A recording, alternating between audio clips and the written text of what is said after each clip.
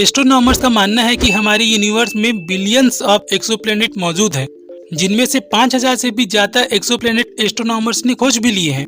इन 5000 exoplanet में से 50 से ज्यादा एक्सोप्लैनेट ऐसे भी हैं जो अपने स्टार सिस्टम के हैबिटेबल जोन पे ऑर्बिट कर रहे हैं। पर किसी प्लेनेट पे लाइफ एक्सिस्ट करने के लिए उसका सिर्फ हैबिटेबल जोन पे होना काफी नहीं होता। किसी प्लेनेट में लाइफ के एक्सिस्टेंस के लिए सबसे जरूरी की फैक्टर होता है पानी, और JWST को एक एक्सोप्लैनेट में ऐसा ही कुछ मिला है।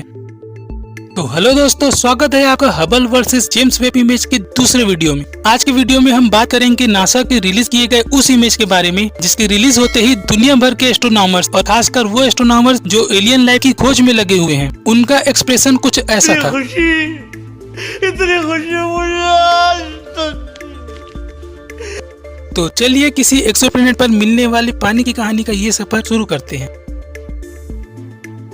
2013 में wide angle search for planet नाम के एक संघ ने फिनिक्स कॉन्स्टिलेशन में एक स्टार की खोज की जिसका अपना एक प्लेनेट भी था। उस स्टार को नाम दिया गया वास्प 96 और उस एक्सोप्लैनेट का नाम पड़ा वास्प 96b।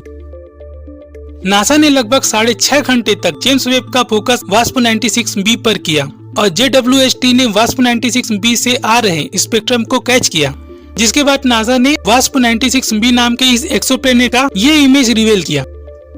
मुझे पता है कि इस इमेज को देखने के बाद आप लोगों का रिएक्शन भी कुछ ऐसा ही रहा होगा। ये क्या है? असल में ये एक्सोप्लैनेट वास्प 96b के ट्रांसमिशन स्पेक्ट्रम का इमेज है। इस इमेज से मिले स्पेक्ट्रम से एस्ट्रोनॉमर्स को इस एक्सोप्लैनेट के इंफ्रारेड वेवलेंथ की जानकारी मिली। आपको बता दूं कि जेम्स वेब स्पेस टेलीस्कोप से पहले हमारे पास किसी एक्सोप्लैनेट का इस तरह का डाटा स्टोर करने का कोई और साधन नहीं था। तो वेब ने ये किया कैसे? वेब ने वास्प 96b की स्टडी ट्रेडिशनल ट्रांजिट मेथड से की। अगर शॉर्ट में समझे तो इस मेथड में एस्ट्रोनॉमर्स किसी तारे से आने वाले लाइट को स्टडी करते हैं। जब भी कोई ग्रह अपने तारे के आगे से गुजरता है तब तारे से आने वाली लाइट में थोड़ा सा फर्क आने लगता है। एस्ट्रोनॉमर्स इस आने वाली लाइट को मॉडिफाइड करते हैं, जिसके बाद इस फिल्टर लाइट का कंपेयर अनफिल्टर स्टार लाइट से किया जाता है।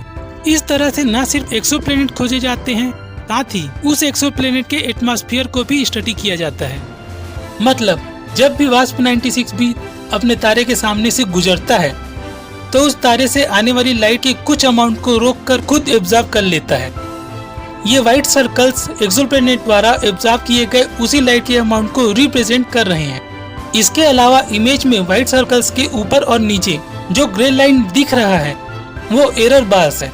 मतलब इन 141 डाटा में इन ग्रे लाइन के जितना एरर हो सकता है। हालांकि वेब से कलेक्ट किए गए डाटा में एरर बिल्कुल माइनर होता है। आपको बता दूं कि इस स्पेक्ट्रम इमेज का फिलहाल पूरी तरह से एनालिसिस नहीं हुआ है। इसमें अभी भी कुछ और टाइम लगने वाला है, पर शुरुआती एनालिसिस के आधार पर एस्ट्रोनॉमर्स को ये पता चला है कि वास्प 96b के एटमॉस्फेयर में वाटर वेपर मौजूद है। इस स्पेक्ट्रम के लेवल का पीक वाटर वेपर, जिसे हम जल वाष्प भी कहते हैं, की प्रेजेंस दिखा रहा है। तो अब सवाल ये उठता है कि क्या इन ग्रहों में एलियन लाइफ मिल सकता है? Exoplanet wasp 96b star system wasp 96 का हिस्सा है, जो कि हमसे 1120 लाइट ईयर दूर है। वास्प 96 एक क्लास G स्टार है, मतलब ये आकार में हमारे सूरज से छोटा है। वास्प 96b इसी तारे को ऑर्बिट करता है। वास्प 96b अपने तारे से इतना करीब है कि इसे अपने तारे का एक ऑर्बिट पूरा करने में केवल 3.5 दिन का समय लगता है। अपने तारे से इतना करीब होने के कारण इस प्लेनेट का टेम्परेचर 1000 डिग्री फ़ारेनहाइट या फिर 540 डिग्री सेल्सियस तक पहुंच जाता है, जिस कारण वास्प 96b को हॉट जुपिटर भी कहते हैं। हॉट इसलिए क्योंकि यह बहुत गर्म है और जुपिटर इसलिए क्योंकि वास्प 96b हमारे जुपिटर की ही तरह एक गैसीय प्लेनेट है, जो आकार में हमारे जुपिटर से 1.2 गुना बड़ा है, लेकिन मास में ये हमारे जुपिटर से आधा ही है। तो जब यहाँ लाइफ एग्जिस्ट करना इतना मुश्किल है तो फिर एस्ट्रोनॉमर्स को इतनी खुशी क्यों हो रही है? तो इसके 2 कारण हैं। पहला ये कि इस खोज से एक्सोप्लैनेट में पानी मिलने की संभावना को बल मिलता है और पानी जीवन का आधार है, तो क्या पता हमें किसी एक्सोप्लैनेट में एलियन लाइफ भी मिल जाए। और दूसरा वेब की क्षमता। अब तक हमारे पास ऐसी क्षमता नहीं थी कि हम किसी एक्सोप्लैनेट के बारे में ज्यादा जान पाए, पर वेब के आने के बाद हम एक्सोप्लैनेट के एटमॉस्फेयर के एलिमेंट तक के बारे में स्टडी कर सकते हैं। अब ये देख एस्ट्रोनॉमर्स तो खुश होंगे ही, तो ये था आज का हमारा वीडियो। आज के लिए बस इतना ही। अगर आपने ये चैनल अब तक सब्सक्राइब नहीं किया है तो वो जो लाल वाला बटन है उसके साथ स्कैम करो या फिर महफिल जमाओ, मुझे नहीं पता, बस क्लिक हो जाना चाहिए। और हाँ, अगर आपने इस सीरीज का पहला वीडियो नहीं देखा तो लिंक डिस्क्रिप्शन में है। इस वीडियो के खत्म होने के बाद वो जरूर देख लें। नेक्स्ट वीडियो में हम वेब के लिए गए स्टीफन पिंटन गैलेक्सी क्लस्टर की इमेज की बात करेंगे। तो अगर आपको आज का ये वीडियो पसंद आया तो वीडियो को लाइक शेयर करें और कुछ छूट गया तो कमेंट करके बताएं।